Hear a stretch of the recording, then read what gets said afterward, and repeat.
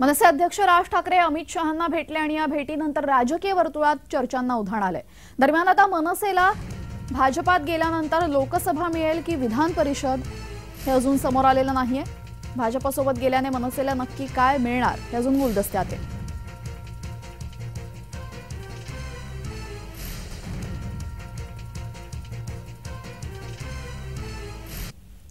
मनसे आता महायुतीत सामील होणार अशा चर्चांना उधाण आलेलं आहे, तर दुसऱ्या बाजूला 2 जागा दिल्या तरच मनसे महायुतीत येणार असल्याचंही सांगितलं जात आहे। तावडेंसमोर राज यांनी 2 जागांचा प्रस्ताव ठेवला। शिर्डी आणि दक्षिण मुंबईसाठी राज ठाकरे आग्रही असून शिर्डीतून बाळा नांदगावकरांना संधी मिळण्याची शक्यता वर्तवण्यात येते।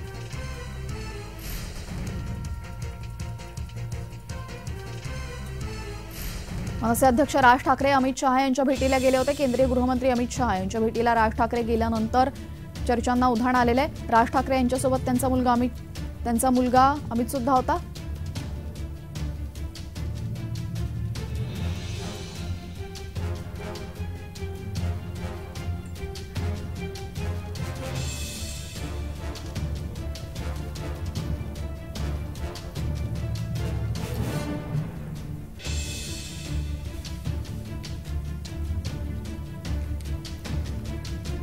दोन जागा दिल्या तरच मनसे महायुतीत येणार असे सांगितले जाते। आपल्यासोबत आमचे प्रतिनिधी रोहन कदम जोडले गेलेले आहेत। रोहन, काय चर्चा आहेत सध्या?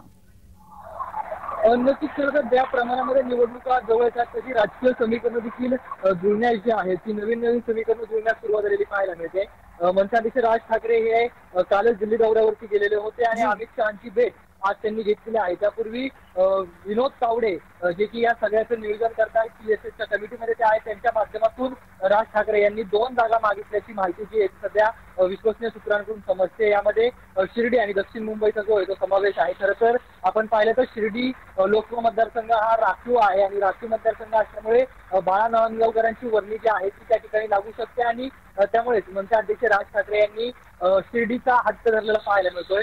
शिर्डीसोबत दक्षिण मुंबईसाठी देखील राज ठाकरे हे आग्रही आहेत आणि 2 लोकसभा मतदारसंघ जर त्या राज ठाकरेंना मिळाले तरच विचार जो आहे तो महायुतीमध्ये जाण्याचा राज ठाकरे करू शकतात आगामी काळामध्ये देखील माहिती मिळते। आणि राज ठाकरे यांनी जे आहे तो 2 दिवसाचा या संदर्भामध्ये वेळ दिलेला आहे। 2 दिवसांसंदर्भामध्ये यामध्ये निर्णय झाला तर राज ठाकरेंना कळवा अशा प्रकारे देखील राज ठाकरेंनी सांगितल्याची माहिती सध्या मिळते। त्यामुळे आगामी काळामध्ये आता भाजप नेते कोण कोण जाऊन राज ठाकरेंची समजूत काढतायत का की 2 जागा ज्या आहेत त्या मनसेला देत आहेत ते पाहणं महत्त्वाचं ठरणार आहे। कारण का महायुतीला जे आहे ते ठाकरे मिळणार आहेत या सगळ्या माध्यमातून, महायुतीच्या माध्यमातून ठाकरेंचं नाव जे आहे ते महायुतीला मिळणार आहे। कारण का जर का राज ठाकरे सोबत आल्यानंतर जो ठाकरे परिवाराला बाळासाहेब ठाकरेंना मानणारा जो मोठा वर्ग आहे तो जो वर्ग आहे तो त्या वर्गाचं मतदान मिळण्यासाठी महायुतीला मदत होईल। नाहीतर दुसरीकडे भाजपकडून देखील बिहार आणि उत्तर प्रदेशमध्ये ठाकरेंना सोबत घेतल्यानंतर फटका बसू शकतो अशी देखील माहिती जी आहे ती सूत्रांकडून मिळते। त्यामुळे सगळा जो आहे तो ताळमेळ कसा घडून हे सगळेजण आणतायत आणि आगामी काळामध्ये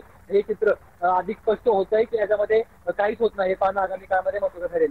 जी रोहन, ज्या 2 मतदारसंघांसंदर्भात आपण माहिती दिली, दक्षिण मुंबईमधून या आधीच नार्वेकर आणि लोढा या दोघांची नावं समोर येत आहेत भाजपाकडून आणि शिर्डी लोकसभा मतदारसंघाचं जर बोलाल तर शिर्डीसाठी वंचित केव्हापासून आग्रही आहे, तर या दोन्ही जागा मनसेला जर मिळाल्या तर नाराजी नाट्य पुन्हा रंगणार नाही का?